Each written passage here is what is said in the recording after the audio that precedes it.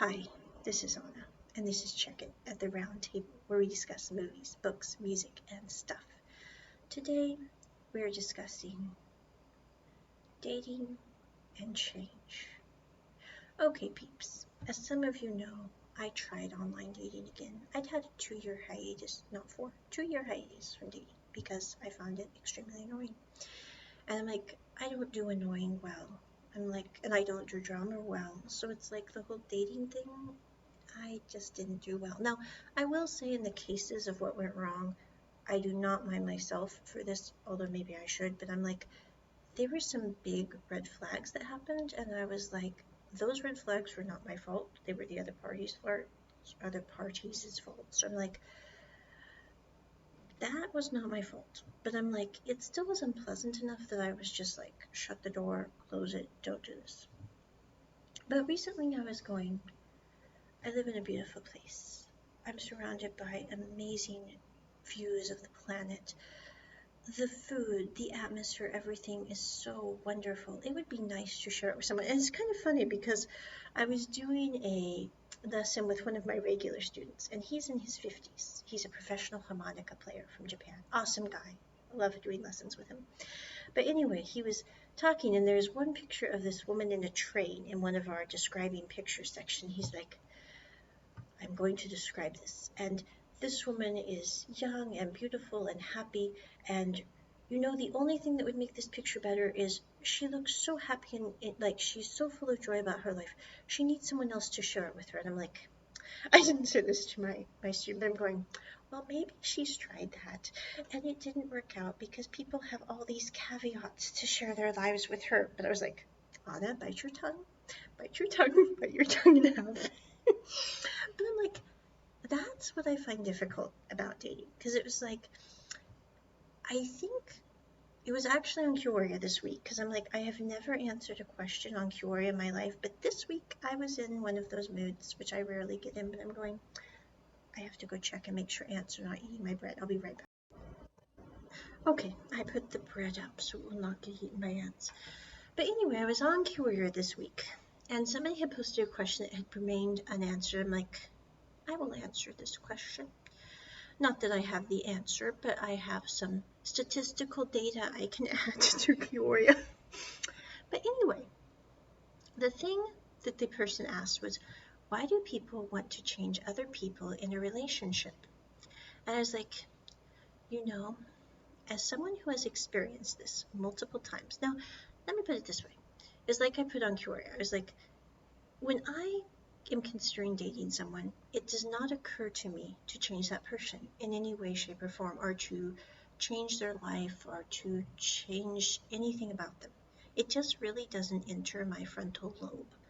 So I'm like, I don't really think about change people. I think of them as they are existing now, which recently this caused some difficulty because like when things kind of fell apart with the person I met for coffee, they were like, you didn't ask me about what would happen after I moved halfway across the world. And I'm like, it never really occurs to me to ask someone what will happen after they say they're going to do something, or to say, have you thought about maybe not moving halfway across the world? I mean, like, that didn't even cross my frontal lobe, which again, maybe it's just because I'm slightly autistic and I haven't been tested yet, but I'm like, I'm guessing I'm slightly autistic because this never really, I was like, when that happened, I was going, I never really thought about asking about X, Y, Z. But as I'm writing this career post, I'm like, it's funny, basically, you should bring this up because I have dated very minimally in my life. And to put this in perspective, I'm like, I have a very good job, very solid career. Life is very solid. I mean, my living conditions are a little flexible right now because I'm traveling to try to figure out where I'm going to be. I'm like, for the most part, everything's solid. But I'm like, the thing I found interesting is, I'm like, you know, I'm meeting people who maybe because they're slightly older than me, I'm going, it could be, maybe it's your situation too. Like, if you're meeting someone who's older than you, maybe they think they need to change your life because you're younger and therefore they think it's a teachable moment. And I'm like, I'm sorry, but I don't really think we should date someone to educate them. I'm like, I don't need to be educated by my potential partner, and I certainly don't want to educate them because I figure life is too short to spend it teaching people. I mean, I teach people for a living, but I get paid for that. I'm like, I'm not going to teach someone when I'm at home, resting on the couch watching The Big Bang Theory or a Thai drama. But anyway, I was like, I think it could have to do with dating people who are older.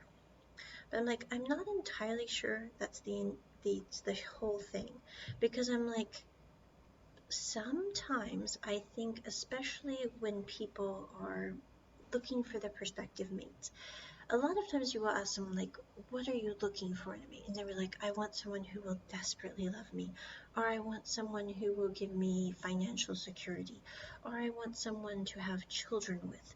I'm like, these are usually the things that people say when they talk about what they're looking for in a person. But I think a lot of times it's like, that's what people say on the surface, but if you dig deep down in their psyche, it's like they're like, I have this cookie cutter mold of a person I want, and I'm going to cram it on to the person who I think might fit that mold if I shove the mold on hard enough. And I'm like, maybe this works for a lot of people, because I'm like, I have seen in certain situations a couple of women I've known who it's like they started dating their boyfriend and they literally changed their entire life to fit this person. I mean, so much to the point that you really couldn't tell who they were before, because they had altered, they had given up on their dreams, their goals, their hopes, their ambitions, and done everything they could to make this person happy with them. And I'm like, I'm not even saying that's wrong. If that person was supposed to be their person, maybe that's what worked for them. But I am saying it was very hard to see people completely morph and shift into really just like a female version of their boyfriend. I'm going, there's no diversity, there's no individuality in this. There's only like this. And I do believe, like, when you become in a relationship and it's a good relationship and it's a lifelong relationship, you do become like the better halves of a whole, of course. But I don't think you lose your individuality in that process, because if you lose who you are as a person, how on earth can you be who you need to be for your other half? I mean, I just don't know how that works. So it's like, I don't know, but I think that could be a problem, because I'm going, maybe the rest of the world, other than Anna and other people who think like me, I'm like, and maybe it's easier for them. I mean, really, it could be. But I'm like, maybe they really do have this cookie cutter mold that they're like, this is my person. I am going to put this onto this person and change them into this human being. And I'm like, I don't have the time, nor the energy, nor the inclination to want to change someone. And I really have I'm a very stubborn person, and it's like, I have spent the last 3 years of my life getting to this point in my life where, like, I am financially stable. I have a great job that I can work anywhere in the world. I have a really good lodging situation. I mean, it's temporary, but it won't be forever. And I'm like, and everything in this world is bloody temporary for like this, like, and I'm like, I have a great college and it's being paid for. I'm like, I don't have to worry about all this. So I'm going, I have spent my entire life getting to this point.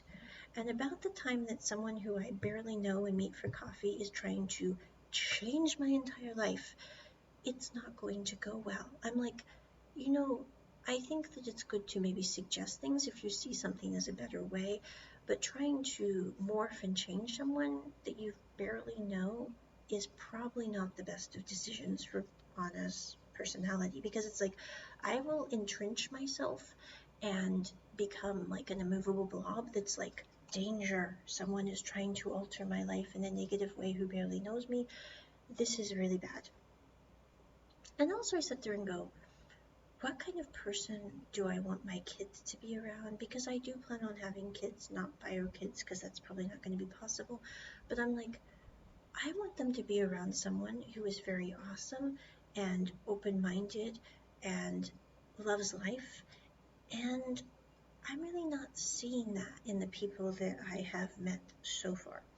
Now, I'm not saying that they don't exist because it's like I did take down my dating profiles, which I would do another podcast deal on for you guys to listen to and find out what I found out about Bumble and Hinge and OkCupid this time around.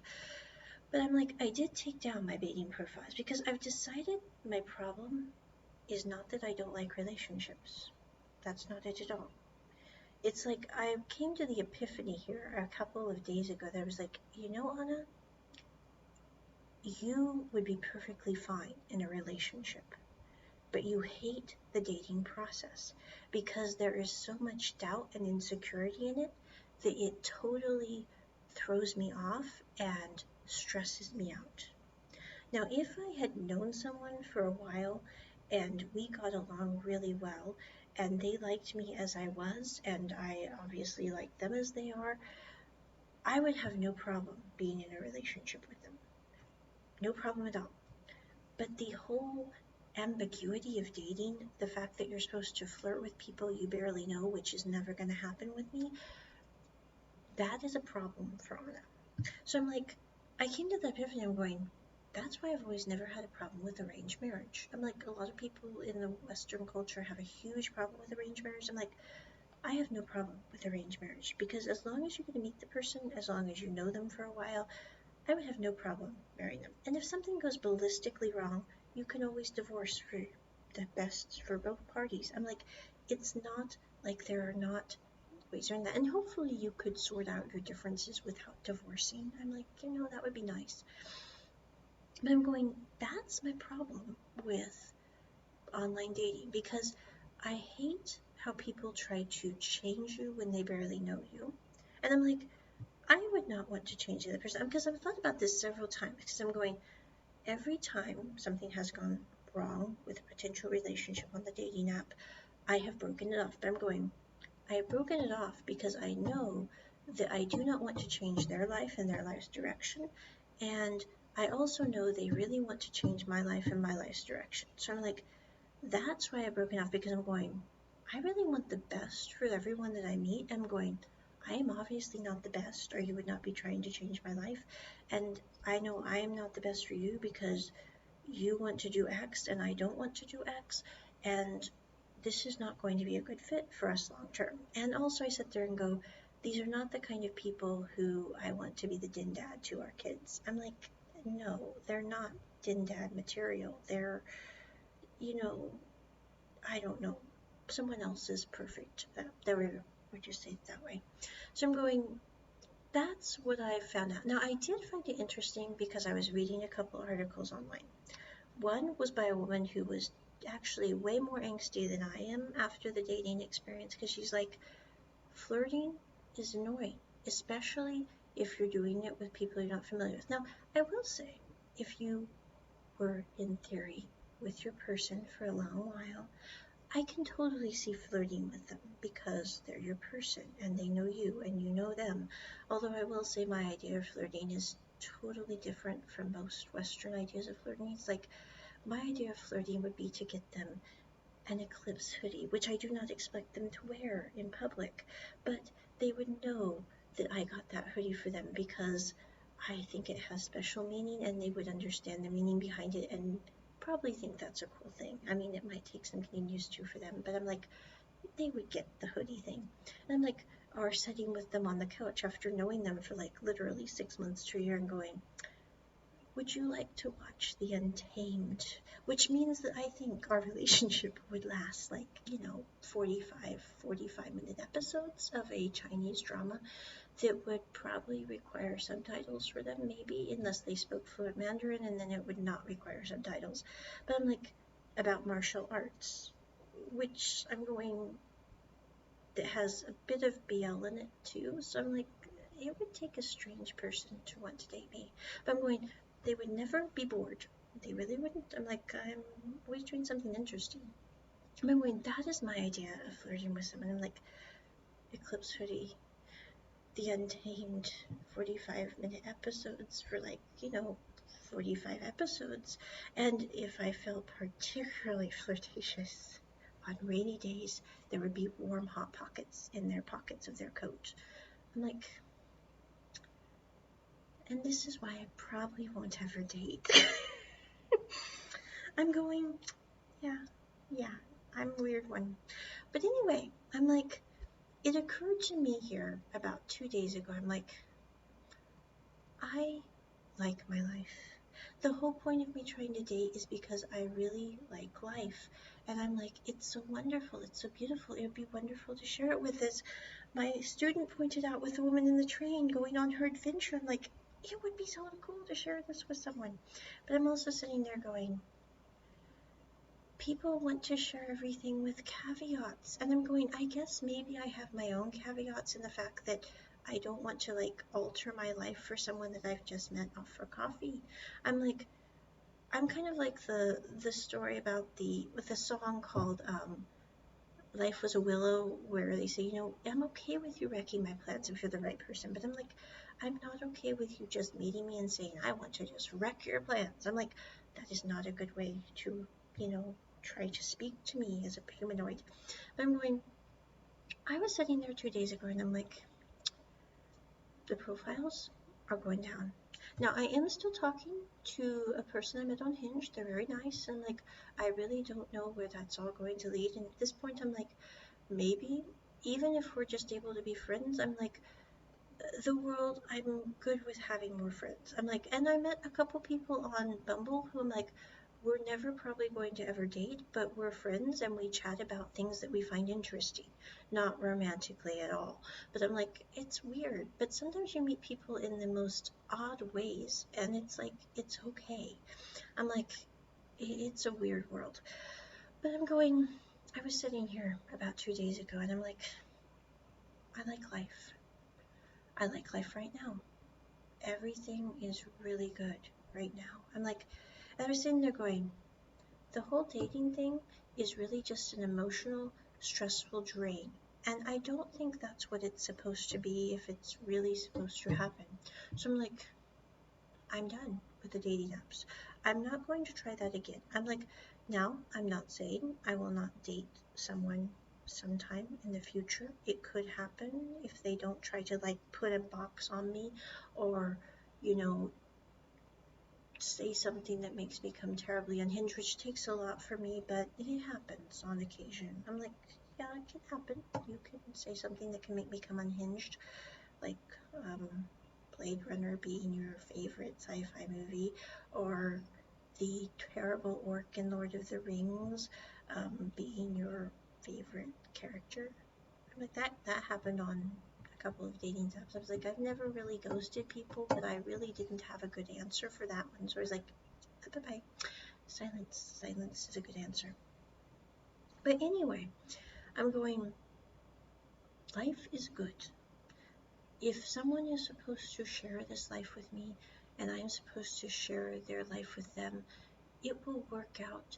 And I am done trying to make sure that I'm not missing the person I'm supposed to be there for. Because I'm like, that's really the whole bloody point of all of this. And I'm like, I have done that. I have tried that twice. I'm not saying it hasn't been at all educational because I have learned a lot through the process. I have learned a lot about, I really didn't think I had a type, but I certainly know I have a non-type. I'm like, that I know now. And I'm like, life is good whether you're single, whether you're married, whether you're in a relationship with someone, whether you're not. I'm like, I'm happy the way I am. Now, I'm not saying it's like, I love having a roommate. I really like that. I'm like, and I probably wouldn't, and I know having a roommate is totally different than having a relationship with someone. I do completely understand that. But what I'm saying is, I do like sharing my life with people, and I don't mind living around other people. Because I was a little worried after Bob left and started life on her own. I was like, maybe I would have a hard time being with people in relationships or in cohabitation because I'm very insular by nature. But I'm like, I have no problem with that as long as they're nice people who don't mind my quirky habits, which involve usually me teaching at weird hours of the day quietly. So I'm like, and cooking food because I really like to cook like ramen and stuff, which nobody who I remember with has really minded. So I'm going, you know, I'm good with having people in my life. What I'm not good with is having people who I barely know come into my life and say, I like this part of you, but I want you to change everything else about you. I'm like, that's a really bad way to try to get somebody. And the other thing I've noticed is I'm like, no offense to these people, but I'm like, there might be a reason why they're still on a dating app and they're still single. Because I'm like, I don't think most people probably like having this happen to them. Now, I will say I am still single and I was on the dating app, but I really haven't dated until I was literally 30 years old because it was not possible before then for various reasons. So I'm like, that was my reason for not dating. And now that I am able to date, I'm like, the thing that I realize is I am fully aware of my own value. I don't need someone in my life to prove that to me. And I think maybe in part because I am aware of my own value, I'm not going to put up with a lot of junk or bad behavior from people who might think it's okay to treat others a certain way. And also, I'm sitting there going, I also am fully aware that I am very different than most women. I don't flirt. I really don't like the whole dating process. I really don't worry too much whether I'm alone or whether I'm with someone. I mean, I will be honest, there are times when I sit there and go, it would be so nice to share this with someone, or to wake up in the morning and make 2 cups of coffee instead of one. I'm like, if they liked coffee, which if they like tea, I'd be happy to make 2 cups of tea. But I'm like, that would be kind of nice to have someone there for the journey. Like they say, and it reminds me of, for those of you who have seen Vice Versa, the way that Talay looks at his relationships, like he's like, I'm single by choice, in the same way as Talay, because he's like, I really don't need someone there. And I love how Poon in the story is like, yes, but wouldn't it be nice to have a buddy? I'm like, a Poon in my life would probably be a good thing, but also I'm going, Poons are hard to come by in this world.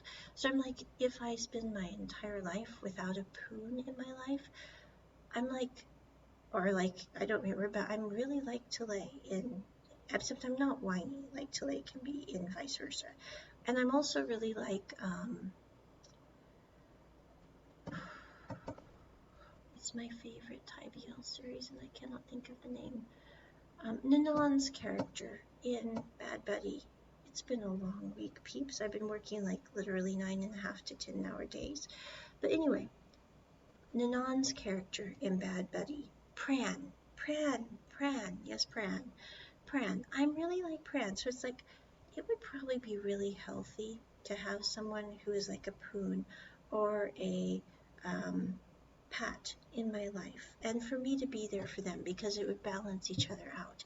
But I'm like, if that doesn't happen, I'm still going to have a good life and I'm not going to regret it. It's like, no, not at all. But I do think I would regret spending any more time on a dating app because I find it annoying and it's a time waster and it doesn't seem productive at all, at least for me. For other people, it might be the best thing that ever happened. They might meet the love of their life that way. And I haven't ruled it out entirely. I'm like, it's possible it could happen in some weird way. But if it doesn't, it's okay too. So that is my podcast on change.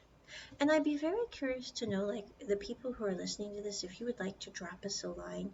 I do not remember our podcast email, but my email is rosesoutofthesnow@gmail.com. You can message me there. I do get those emails and I do check them quite regularly. The email for this podcast I check only on like a quarterly basis because I'm very absent-minded. But I would be very curious to know your online dating experiences, to know, like, did you have a similar situation? Did people try to change you in relationships? And I'm not against change, don't get me wrong. We all need to change for the better, become better versions of ourselves with each passing year. But I'm like, massive changes, like those kinds of things. I would just be curious to know your bent on it. And also, like, how you have navigated that whole situation. Like, maybe your situations were much easier much better navigated. I'd love to hear about it. Check it at the round table. Bye.